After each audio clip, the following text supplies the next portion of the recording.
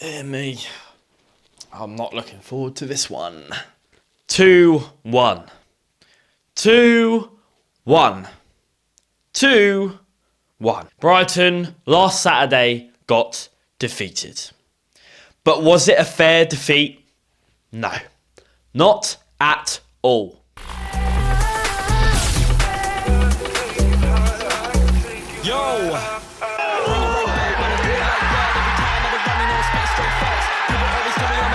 Hello Brighton fanatics, it's your boy LiNX Brighton and we're back again today. Back in the tell them out, we coming with facts and the don't get loud. Do we get it right back? So we killing it right now. And this is why we're talking about it today. Hello Brighton fanatics, it's your boy LiNX Brighton and we're back again today with another match reaction, and this is a big one to talk about. We have just been to the Tottenham Hotspur Stadium last Saturday to witness one of the most frustrating away games of the season, and it was not by performance, it was by the referee's mistakes. But in terms of performance of Brighton Hove Albion, the game was actually very, very good. Now, we did fantastically to go up against Tottenham in the away stadium at the Tottenham Hotspur Stadium. Such a big atmosphere, such a big stadium. There is a lot of nerves, there is a lot of pressure when you're going up against a very good side who are above us and we're trying to chase down. I think it's fair to say, if there's Tottenham fans watching this, I bet a lot of you do agree if you are looking at the game. Brighton were the better team, and we can look at the match stats right now. Tottenham had 9 shots on goal, Brighton Hove Albion had 17 shots on goal. Tottenham had 3 shots on target, Brighton had 4 shots on target. The biggest one here, though, is possession. 35% goes to Tottenham and 65% goes to Brighton. You can see here we made way more passes. The passing accuracy is better as well. Fouls, completely the same, equal. And we had 7 corners. They had 3 corners. So, look, on paper, we were the better team. And in real life as well, watching the game, I thought we were the better team. So starting way back then at the start of the vlog, the start of the matchday vlog day, we had actually a very positive start, really. We had a nice travel up to Tottenham. We were there early. We also hit 25,000 subscribers, which another thank you guys for that, because that is absolutely incredible. We're on 25k subs now. Incredible. Thank you, Brighton fanatics, for that. And we had some decent interviews, some outside the ground and some in the concourse. You know, there's good atmosphere. It was a good vibe. The sun was shining. It was warm. It was lovely. Everyone was enjoying themselves. Going on to people's predictions, you know, people were positive. People thought we were going to come and actually take the 3 points today. I didn't hear one person say that we were going to lose in this game, which was very, very confident and very positive. I'm going to go for a 2-1 to the Albion, quite solid. I think I'm going to go for McAllister and Matoma today for the goals for us, and then I think for Spurs, I think it'll be Harry Kane. 2-1 Brighton. 2-1 Brighton. Feeling pretty confident. Oh, yeah. So I think we'll rip them apart. I'm going 3-0. 3-0 to the Albion. I'd love to see that. I'm going to go 2-1, I think. We're going to edge it late, I reckon. Yeah, 2-1. I'm going to say 2-1 to Brighton. Minimum draw. Yeah. But I think 2-1 Brighton. I mean, to be fair, I even said 2-1 at the start of the video as well. And then it was kickoff time. We started off really strong, you know, had a few chances. We were like, oh yeah, we're getting into this, people. We're getting into this. But then Sonny boy, Son comes, has a bit of space, takes his shot, and bang. Back of the net. Son with his 100th goal for the club. Absolutely incredible. And you know what? I stood there and I thought to myself, there's no way Jason's still saving that. Fair play to Tottenham. You had a very fair goal there and you scored it and executed it amazingly.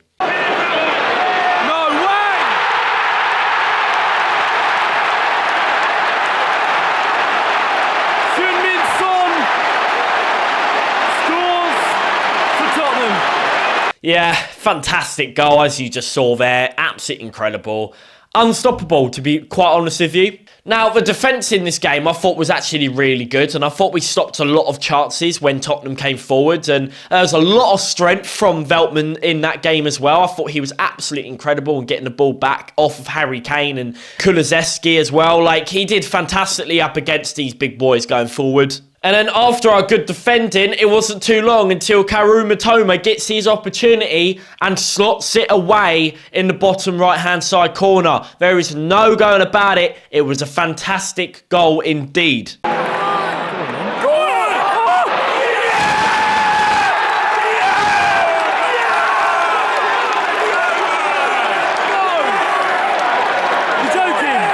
But no, the ref says we're going to have a look at VAR on this, and they do, and they call it off for a handball on Kaoru Mitoma. Now, what I thought on the handball rule was if it was under your sleeve of your shirt, then it was classed as a handball. So if it's anywhere under your normal t-shirt sleeve, then it would be a handball. If it was anything on the sleeve, then it would count as like a shoulder, count as not a handball. And where that ball, and I'm looking at it now, where that ball is placed and where it hit was actually on his top here, on his, sleeve, on his shirt, which I thought would be classed as not a handball. So it's a really interesting one. Now, obviously, his arm was up. It was in an unnatural position to hit it down. That's what they could have maybe classed it as. So I'm not really sure. It's hard to argue. It is hard to argue. But then not too long after that disallowed Kaoru Mitoma goal, we had a corner.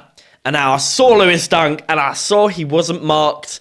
And he moves into place right at the back post. The ball goes in. He headers it. Powerful header, goes straight past Hugo Lloris and goes at the back of the net. Bang. Straight in. Oh, yeah!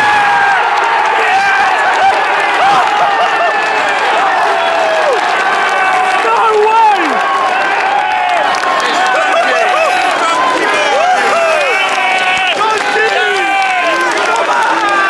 And the great thing is about this goal, I just knew that it couldn't have been disallowed in any way because it was a corner, he wasn't offside or anything like that.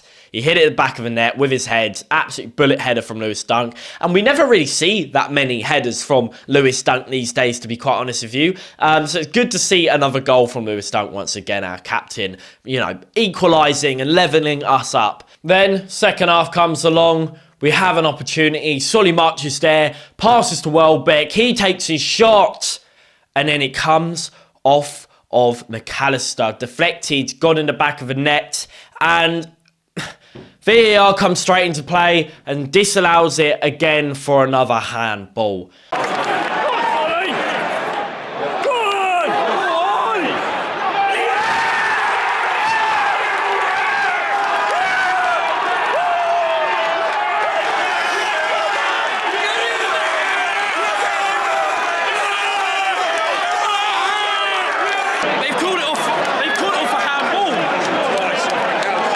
But then, bang!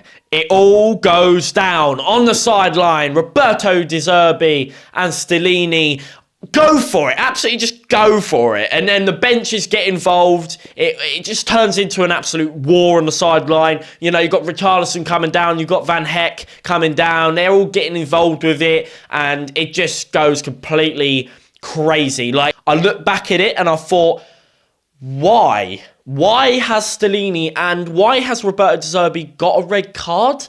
I mean, is it because they couldn't control their bench on them coming out and arguing and having a bit of a battle? I didn't see any physical conduct in the highlights. I'm not really sure. Maybe there was abuse, verbal abuse thrown at one another. I don't know. It was hard to see because you can't hear anything and they only showed you what they clipped of it. So it'll be interesting to see. I think they're going to review it. I heard that they are looking at it to review if both managers should have got that red card in the end and should have a suspension in the end. All sorts going on. There is all sorts going on. Proper De Zerbi and the head coach of Tottenham. Something's going on. They've had beef before the match and it's all kicking off now. Oh, Roberto De Zerbi. Oh my God. What is going on? But then, not so long after that, we had a corner, and the corner goes in on a pretty okay corner from Gross. Hugo Lloris doesn't comfortably punch it out at all. He sort of punches it up, it goes in the sky, comes back down, and Romero's there. He tries to header it out of clear. But then Matoma gets hold of the ball, tries to control it down on his feet, and then looks to take the shot. But then Højbjerg sticks a full leg out and stamps straight on Karu Matoma's foot, and he goes down, and the referee says no penalty.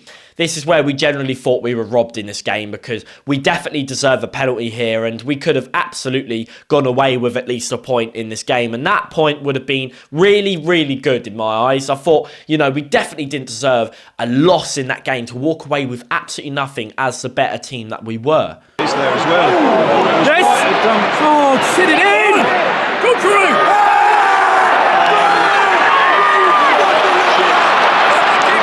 But then, of course, Tottenham go forward, and Højbjerg has it, sets it up for Harry Kane, and yeah, he just absolutely wallops it in the top left-hand side corner. There is a little deflection, I believe, in it, and yeah, that's what makes it 2-1, and that's what basically loses us the game there.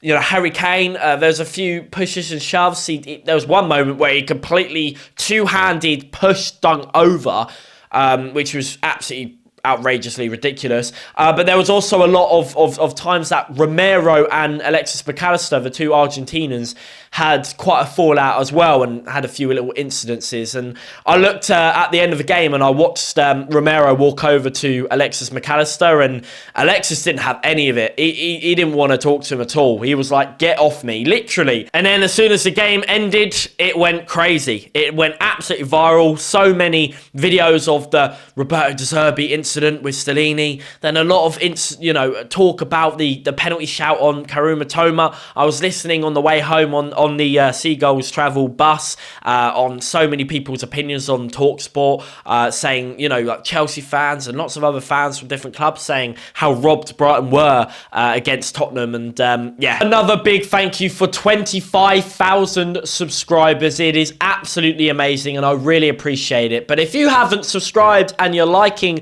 what you're seeing here on this video, and of course the matchday vlogs I do, go ahead and subscribe, turn that bell notifications on, and like this video if you have enjoyed, because that really does help me a lot as well. That would be much appreciated. It is absolutely for free. Everyone stay positive, and everyone stay ready and excited for the game Saturday, because I'll tell you what, I think we're going to want revenge. I think we're going to want some points after getting robbed last Saturday. But anyway, it's been your boy, LiNX Brighton, and I'll see you, Brighton fanatics, in the next video coming up. Peace.